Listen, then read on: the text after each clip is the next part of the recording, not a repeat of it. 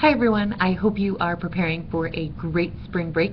Just wanted to share a few comments with you about chapters 8 and 9, or excuse me, weeks 8 and 9. I think it's one and the same for this class. But I wanted to just talk to you a little bit about those discussions and the topics that we covered. First of all, empathy is a great technique to be able to use in supportive listening. Even if you do not know exactly what it's like to be in another person's shoes, you can definitely show compassion and understanding towards their situation. In fact, that is the difference between empathy and sympathy. Empathy is when you don't exactly know what it's like, but you can show understanding and compassion towards a person's situation. And then sympathy is when you've actually been there, done that, been in a very similar situation at least, then you can express sympathy. When you are able to repeat back to a person what he or she has said, it does indicate to them that you are listening to what they had to say. Sometimes this requires that we take notes in order to be able to repeat back to somebody what they had to say. But it is also correct to say that people aren't always seeking an answer. They just feel better if they feel like someone is listening to them. It's not always important to interject our own opinion or to interrupt. If the focus is truly on the speaker and not on the listener, supportive listening can be powerful in creating change in the speaker. These are some techniques that you probably saw demonstrated in the Patch Adams movie, as well as some of the movies and TV shows that you may have recently evaluated for our class.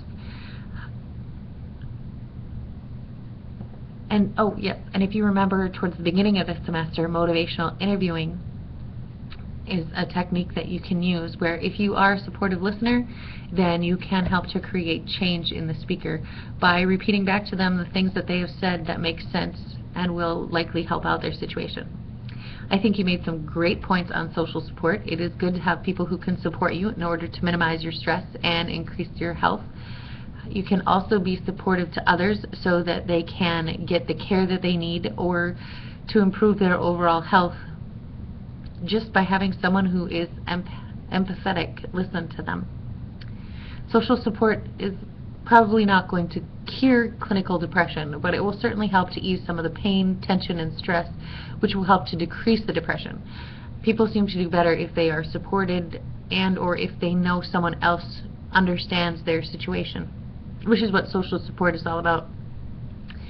Social support groups, though, do need to be sure not to become a group where you commiserate with other people. People need to be supportive or supported, but in a support group, it should not just become a place where complaining continues and perpetuates the problems that we are already experiencing. A good support group may be for people who are in hospice, people who are related to people who are in hospice, maybe have immediate family members who are in hospice.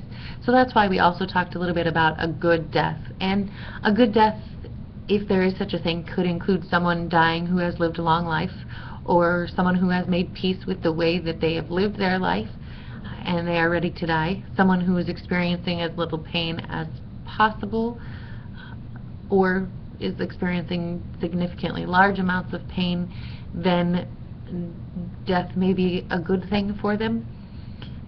Someone who dies with dignity and love might also experience a good death. Of course, it's very hard for the people who continue to live on without them, but I think that there might be a way to define good death.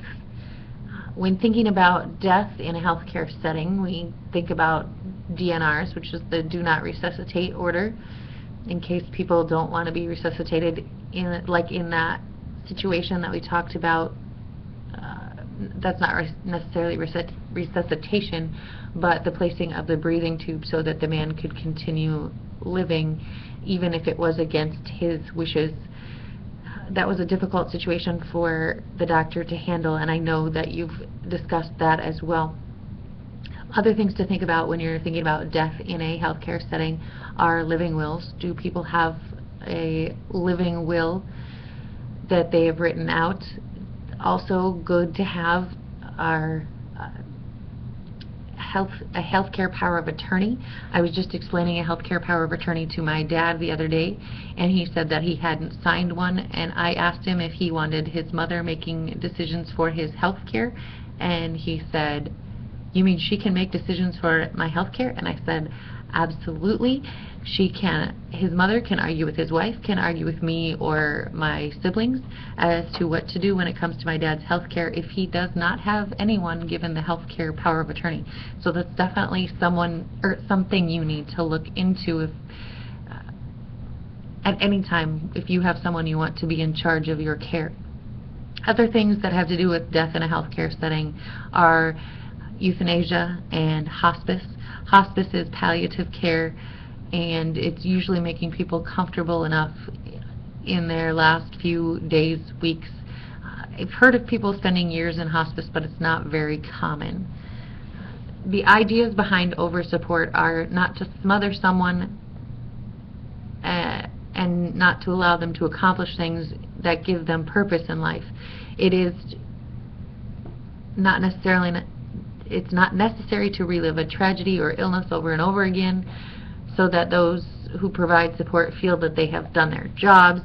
It's really just helpful to be there, to listen, to help them do the things that they want to do, the people that you're trying to support.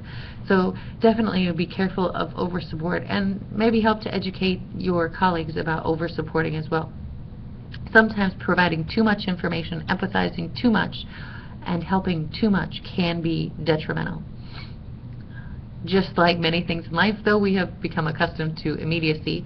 We expect a certain amount of immediate action and immediate responses, instant gratification, if you will.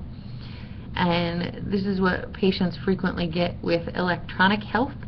Now, I've found some electronic health to be helpful, especially electronic medical records that I am able to check on my own medical records and send messages to my doctor, emails, so on and so forth. However, when people look for health information online, sometimes they come up with diagnoses that are not exactly accurate, and then they're requesting medication that won't help them with the illness or ailment that they do have. I do like the idea of being able to use electronic health care for anonymity, although it is usually best to work with a physician, like I mentioned, to figure out exactly what is impacting you as an individual. It is nice to maintain a sense of ambiguity when asking questions about which you are most embarrassed. As with all technology, though, there are the good and the bad, the positive and the negative. And sometimes in order to reap the rewards of the good, we must find a way to deal with the bad. So let's talk about eHealth a little bit. It does have a sender and a receiver. The person who posts the message to the website, sends an email, broadcasts something on TV, or another form of mediated communication is the sender of the message, and then the receiver is the person who accepts the message. As you can see, eHealth, mHealth, and telemedicine have their places. We just need to determine which is best for us as patients and providers, and in what kind of situations we think that electronic medicine would be most appropriate. Patients and physicians can develop relationships via electronic forms of communication.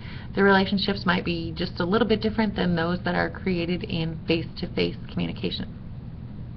I am so glad that the healthcare industry is expanding to using things like eHealth, mHealth, and telemedicine. It brings a whole new opportunity for those sorts of people that do not live in densely populated areas like the Denver metro area.